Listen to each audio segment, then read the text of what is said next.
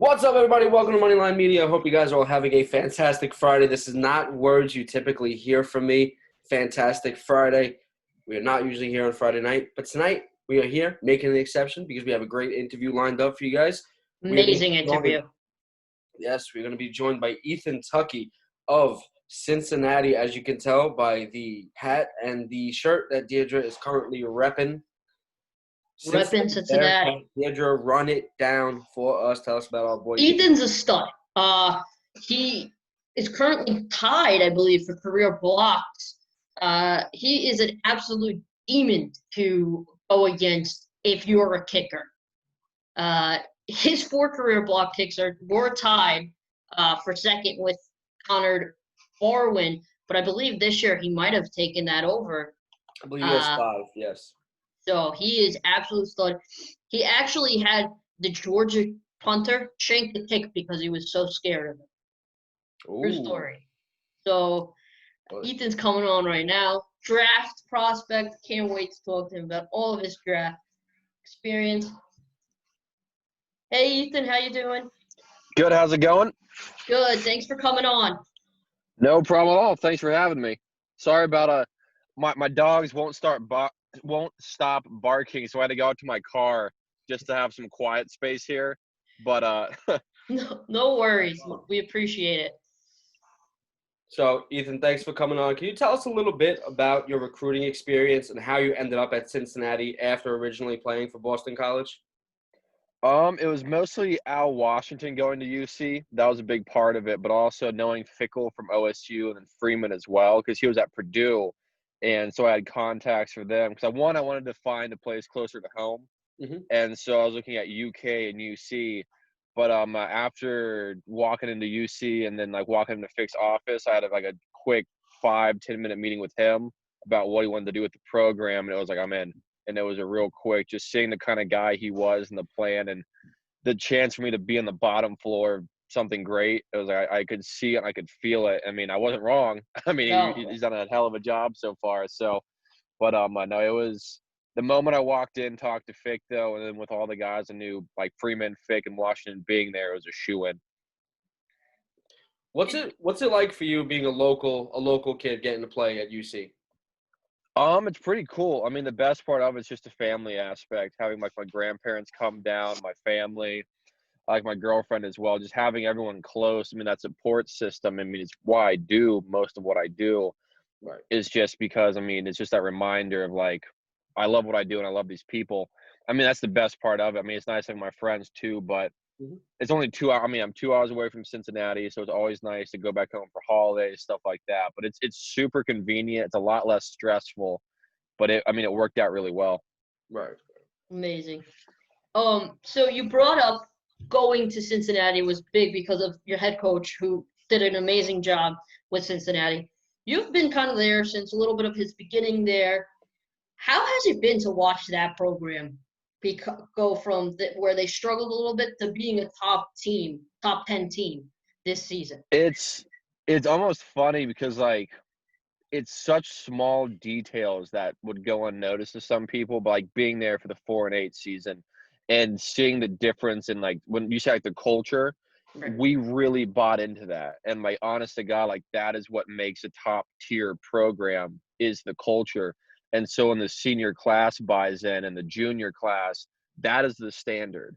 And I think that is what we did is, I mean, us being the senior class, even the guys that were I'm trying to think that graduated before us and everything, there were guys who bought in, but having the entire core of that class following this set of standards, it is just insane to look back at it and see the level that we raised and all. Even the young guys coming in, because now there is no there's no leniency. It's that we are expected to do our best. It doesn't matter if you're third string. If you're on the field playing, we have a standard that you have to meet. And it's just a good feeling. But it's all respect too, that we all love each other. It's a brotherhood, and we all welcome these guys trying to do that. But when it's time to play, everyone's looking at you to do your best. You could definitely tell that too. When you guys took the field, you were having a lot of fun, but it was disciplined fun. You know what I mean? Oh, Like yeah, there's always where it's a lot of fun winning, and so right. that's the biggest part of it too. But I think that's where our defense did so well, is the guys were able to be themselves, be individuals, but you do your job, and that is what our defense. I think why we're one of the top defenses in the nation, like the last 2 or 3 years here. Even I mean, same thing for offense is that you do your job, you do it well, and you can have fun doing it. Like nothing's stopping you from enjoying doing it, but it's just you can't do one without the other and expect a good result typically. Right. Right. So you guys were very successful on the field this year. Unfortunately, due to COVID-19, it was probably a tough offseason for you guys. What was this season like for you guys playing throughout COVID-19 and throughout this pandemic? I mean, it was a challenge, that is for sure. I mean, there's a lot of self-evaluation, but I almost enjoyed, well, air quotes, enjoyed the season more than ever because it really reminded me of why I like playing. Because it reminded me of being like in fifth grade or like playing flag football. There's no audience. It's your parents. There's a few friends or whatnot, and it's to the guys and the coaches that made it fun. Yeah. And that is what it brought me back to, is like this is why I play, to push myself, to challenge myself, but then to enjoy the time I have with these guys. And that's where I mean, there was plenty of stuff that sucked about it, like not having the fans, all like the constant worry of like, will we play? Oh, now it's canceled. Now we can't play for a month, even though we just played 3 games. And then this constant cycle of it. But at the end of the day, like because it was so sucky at times, the end result was so much more meaningful because of how much more pain and time we put into it. Because it might, I mean, this might be the only season in college football that was like this. Yeah. But Yeah. it will always mean something just so much more to me because of how much more difficult it was. So you guys won the American Championship this year, but I have to ask about when you guys were watching those the rankings shows, how frustrating was that for you? Because there was little movement for you guys, even though every week you came out and dominated. Yeah, I mean it's always in the back of your head. I mean, we had the same mindset no matter where they ranked us. I mean, after a while, I was like, okay, they don't respect us fully. And so it's like, we'll just go out and we'll just keep doing our job. I mean, that's what we just did always. I mean, we got on a roll, just keep doing our job. If they don't see it, they don't see it. Because at the end of the day, even if they rank as high and then we don't perform well, then it doesn't really matter what they did with the rankings. But I mean, to me personally, I don't like being disrespected, but Right. everyone has an opinion. Everyone's entitled to it. I don't have to agree, and they don't have to agree with me. So that's an important thing to remember there for that one. But as we prepared every week as if we were going out to play the championship, and that's what I loved about UC. It doesn't matter if it was the worst team or the best team. Do your best throughout the week, prepare, and all the other noise, all the other rankings, all that, that'll take care of itself if we do our job. And the fans were on your side too. Like a lot of usually people are like, a group of 5 team, no, they don't deserve it. But with Cincinnati, I felt like everyone was like, they are way too low. Like they should be higher on the ranking system because that's just not right. So I think a lot of fans were on your side. I definitely agree with you. And I definitely agree with what the fans were saying. That's for sure. Yeah. So do you have a specific moment or a specific game that you can think of where you remembered saying to yourself, like, man, I can do this for a living? I don't know if there's a certain moment just because of the amount of practice that we have where it's you get so, I'm gonna say, like, used to it, but like you train so much and you prepare for the moment so much that when the moment happens, it's almost like, well, this is why I've been training, if that makes sense. Where I mean, it obviously feels good like when the fans were cheering or if you make a big play, but it's like, oh, the practice is paying off. And that's more the mindset for me, where it's like the moment I got more comfortable, like in my body, knowing my position, knowing my role, it was like, okay, like I guess, okay, I can do this for a living. But I want to say there was one moment, it was like just that months and months of work, but then seeing the product consistently, then it's like, okay, like maybe I can do something with this here. And then you grow from there and you believe in yourself more. But it's just trusting that the training you're doing carries over. I think is the biggest part of that for me. You are an absolute menace to punters and kickers. What do you have against that? That is true. Yeah. Kickers are apparently people too. Yeah, that's a good point. I mean, I gotta give a lot of credit to Brian Mason, who was the special teams coordinator. He did a lot of scheming up to get me one-on-one with the back shield. And it's a 1-rep series, and all I have to do is want it more than the guy I'm going against. So if you put me one-on-one against the shield, I mean, half the time I got knocked around a little bit. But those 6 reps, 5 or 6 reps that I did my job better, and I had an impact on the game. But I mean, too, you never really go into a game like I'm going to block a kick. It's I'm going to do the best I can. And I guess consistently there was a few plays that I did better than the other guy. And again, in my head, I didn't do anything special. I did what I was trained to do and what the coaches have been preparing me for. Do you have a specific block that you were like, oh, that was the best block of my career, my college career? Tulane okay. was the very first one. I'm still because I mean I was having like an iffy season in my head, and me personally, I needed something to just kind of keep my fire going because I was like I'm fighting, I'm doing everything I can, and again it was one thing I'm just gonna keep chipping away at it, keep chopping, and then I got to block against Tulane, and I mean I still remember it like 'cause, I mean it hit the crap out of the inside of my bicep, and it was stinging for about 2 days afterwards. Yeah. But that is definitely my favorite memory of one of those, though. Amazing. So do you have an all-time favorite college game? All time? Are you talking about like me playing in it, Yeah, or just all time? you as a player. That is probably Tulsa, the winning the American, because we had the goal of coming back, and well, I would say beating BC is also up there for personal reasons, but we'll also put in the championship game for Tulsa because we had a goal all year of winning the American, and doing that at home in just a slugfest. And I mean, they're a great team. It was a great program to play. And I mean, it was just like a heavyweight fight, and we came out at the very end to win it. And I mean, that makes the game more meaningful to me. The fact that it was so close, it was so hard fought, and that is and too like the 20th straight in Nippert, ending out my senior year, like the last 3 years not losing there, absolutely phenomenal feeling. And going out a champion has to be amazing. Oh, it is. Words can't describe it. Waking up the next morning, even like, wow, like we did it. Has it hit you yet that you're a champ?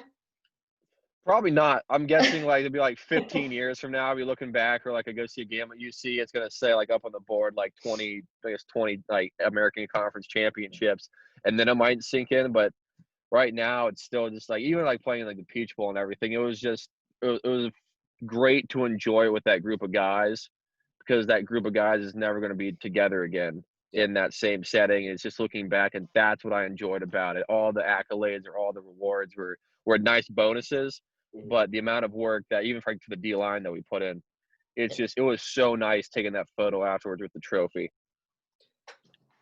So we bring up that it's your last season. It was your last season at Cincinnati.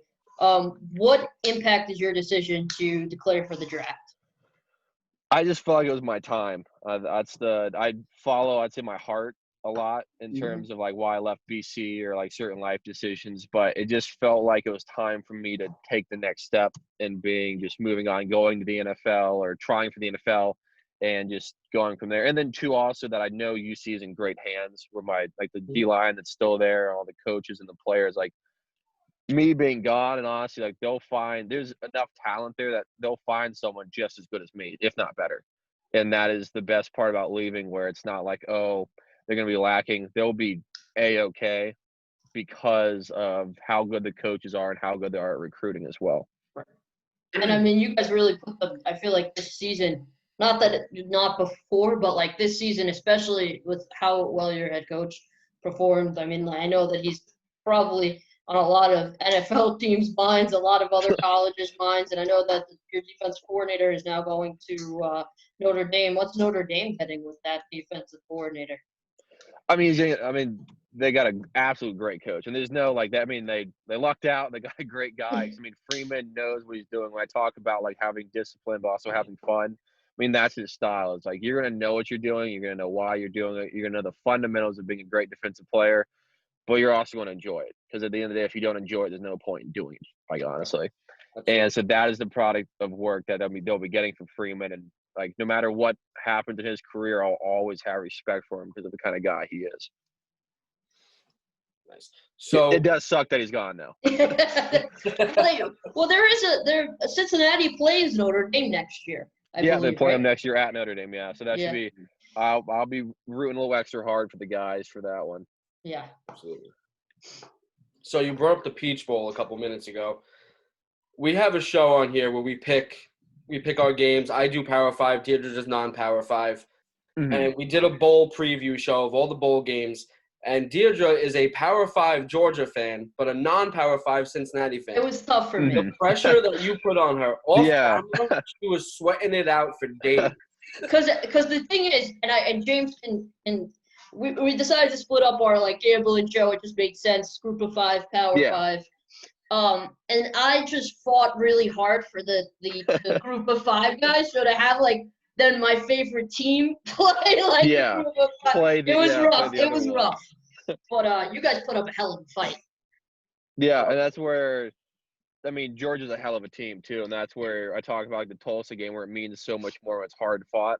Mm-hmm. At the end of the game, there was anyone's ball game. It wasn't like it was just a heavyweight fight again. I mean, of course, we win the American Conference with the game-winning field goal, then we lose the Peach Bowl against the game-winning field goal. So you'll win some, you lose some in that regard. But, I mean, it's just nothing for respect for Georgia. But, I mean, it also shows, too, like, we can compete against anyone. We're not afraid of – no matter where you put us, no matter who you put us against, we'll do it.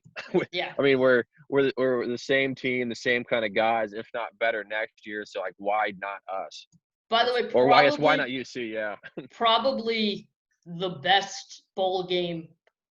Maybe you guys in Tulsa versus Mississippi State were like the best bowl games, and there were a lot of blowouts, yeah. And then I was happy. I mean, we showed that we deserved to be there.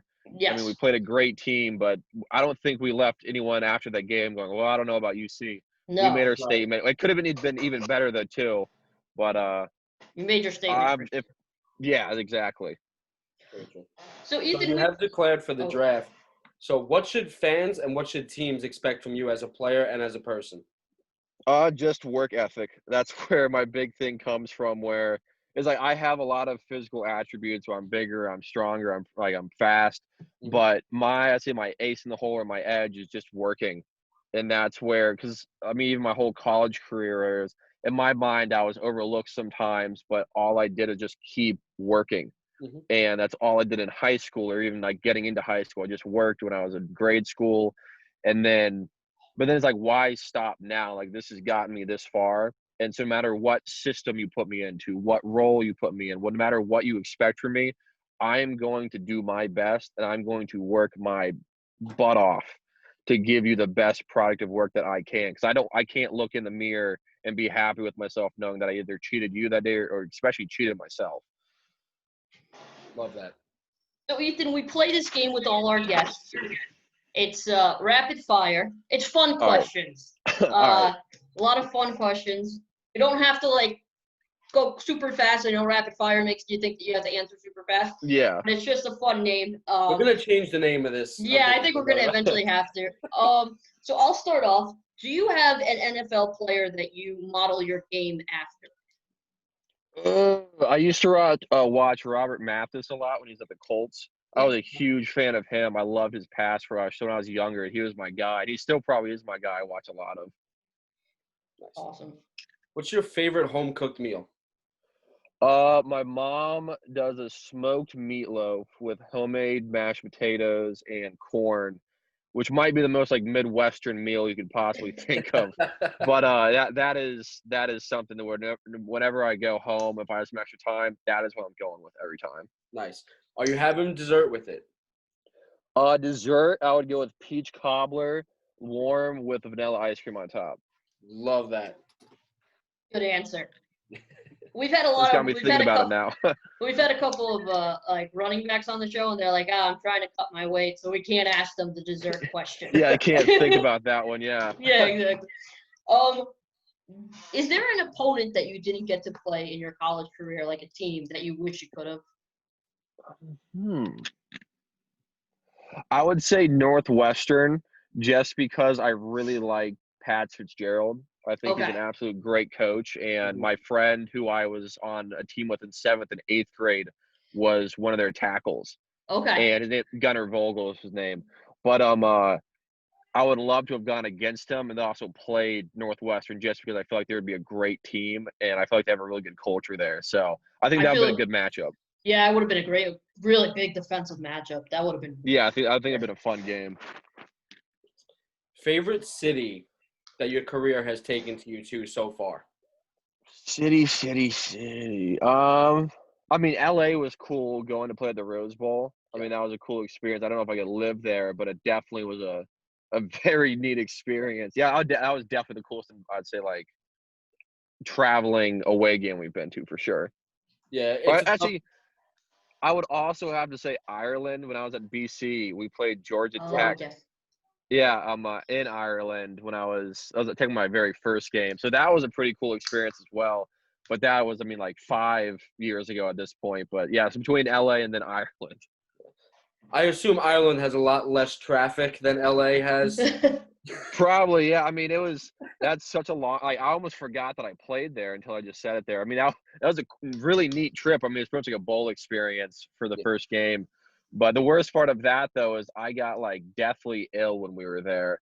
And so whenever I think about it, because I had like horrible strep throat or something like that. And so my memories of it aren't too fond, but like I know it was a cool experience. Do you have a quarterback in the next level that you are looking forward to sacking? If you could sack any quarterback in the NFL, who would it be?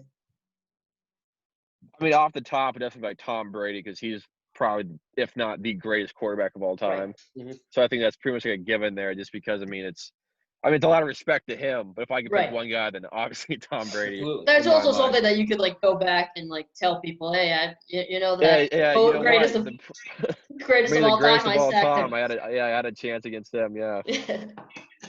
All right, now switch that to the other side. Is there anybody that you want to block a kick from? Block a kick from. When Jimmy goes to the NFL, I want to block one of Jimmy's. From James Smith, our guy at UC. Yep. If I have a chance to go against him, then yes. Just to give him a taste of it. Just- So, do you have a favorite jersey that you've worn throughout your college career? I don't know about. Are you talking about color combination? Yeah, like yeah. color Or combos. Yeah. I was a big fan of the red on red that we did for the bowl game. Actually, I mean the white. Well, I guess any just all reds. I love the all whites. The all whites are clean, and then the all blacks at home. So it's hard to pick between all three. In my personal opinion, I would say the all whites are my favorite though, because I do really like the all whites.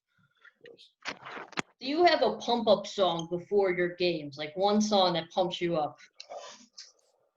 Oh, that's a difficult one. I'm a big Rage Against the Machine fan for pregame. Okay. They're That's performing so like Madison Square Garden at the end in August. I just found that out. oh really? That should Yeah. be a great show. I'd say like Bulls on Parade probably. If I had to pick one song out of everything, I would say that one. All right. That's awesome. We would just listen to their music on my way home from work today. Yeah, they're a great band. So if I had to pick one guy though, that would be my like that'd definitely be my one. Awesome. So, do you have any superstition that you follow prior to every game? Superstition. I'm trying to think. I don't know. There's definitely something out there that I'm not thinking about. I guess I don't Yeah. notice it. I don't know if I have something that's like off the top of my head. Is that I don't know if I have anything like that actually. If you ask my friends or guys in the locker room, probably yeah, but for me, no. So, I'll switch it up on you. So, you're coming home from an away game. Who is the most annoying player to travel with on your team? Travel with on the team. Ugh. He's gonna hate me for saying this, but I gotta say Majay because Majay sings a lot when we're on the bus. And again, love the guy to death, but he does not exactly have an ear for how he's singing or his pitch or his tune. He should stick to So football. yeah, so if he does, he'll make millions doing that. Maybe avoid the singing part, but I'll probably just say Majay just for when he did start singing. That I was not a fan of that one. All right, one last question for you, Ethan. what are you working on this off season as you get ready for the NFL draft? What's your main thing? Flexibility. And there's at times where if I'm a little too tight or I just get a little too tense or I get too in the moment, it's just it's a lot of training, just like staying relaxed, staying calm, breathing. Because one, I'll play smoother, I'll play faster, and I can probably think a lot more too. And that's where just a lot of that deep breath, focus, do my work, and then I think I'll be in good shape. So that's the focus right now, is just getting more comfortable with my body, but also making my movements work for me better. Perfect. Ethan, thanks so much for joining us. We can't wait to see you in the pros and the draft and everything going on. Congratulations. Thank you so much. It was an absolute pleasure being on this podcast. I hope the best for you guys. I really, really enjoyed this. So I hope you guys have a great rest of your night. I love what you guys are doing. So thanks for having me. Thanks so much, man. All right, I'll see you guys. Back. Stay safe. Stay well, buddy. Sounds good. Bye. All right. That was Ethan Tucky, Deirdre's arch nemesis in the non-Power 5. My arch nemesis. I was like the biggest since, I'm glad, James. I thought you were going to call me out. No. I stick to facts. I stick to facts. No, I thought you were going to call me out on a pick I made for that game. No, because I know, I could have done that, but I knew how torn you were over that. That one, like, you could have called me out with the Louisiana Tech one for sure. I should have. I really should have. Because I was not torn on that. No, but those are our guys. No, but I thought it was really important to bring that up because you were like, we were off camera. And you were stressing hard about that. I was because you know what? But I did say I think it's going to be the best game. You did. And I think we both gave that a 5-star game. It was definitely a 5-star game. And they couldn't have picked two better opponents, though. I think Penn versus Northwestern would have been an amazing one, too. Yeah. Cincinnati versus Northwestern. Northwestern on the come up. Keep an eye out. Same with Cincy, man. Same with Cincy. Oh, definitely. By the way, I do have to disagree with Ethan on one thing. He said his favorite jersey was the white jerseys. I love those black and red jerseys. No, I think he said the red. The red jerseys. I love the black and red, though, too. Yeah, black and red is that's just my favorite color. I think when we did our favorite jerseys. Under Armour has such, I'm sorry, I'm not a Nike fan. Under Armour has such fire jerseys. Like the Notre Dame ones are always sick. The Navy ones are always sick. Yeah. Too bad we don't get to watch those teams. Well, Notre Dame we watch, but Cincinnati's been big. I don't watch much. Northwestern was big this year. They're Under Armour. I watched an unprecedented amount of Cincinnati football this year. Well, I think it might be because of me. I think it was. I think subliminally you got me to watch more non-Power 5 football this year. I watched them. I watched Coastal Carolina like 9 times. Because I told you how exciting those games are. And those were the best games. Like, no offense to the Power 5, but the Power 5 was a lot of blowouts. Not as many close games. Well, I mean, listen, once we got down to the home stretch of this, we knew Alabama was going to run their way through everybody. Exactly. But that was Ethan Tucky, and we will be back with more on Monday. Yeah. No, you won't. I will, but you won't. I won't. Yeah, you're off Monday. Oh, I'm off Monday? Yeah. Okay. Usually, but I mean, if you need me, I'm actually legitimately off. From work? Yeah, so if you need me. Oh, sweet. All right. That's been this episode. This is the conclusion. This is the finale. Guys, stay safe, stay well, stay hydrated.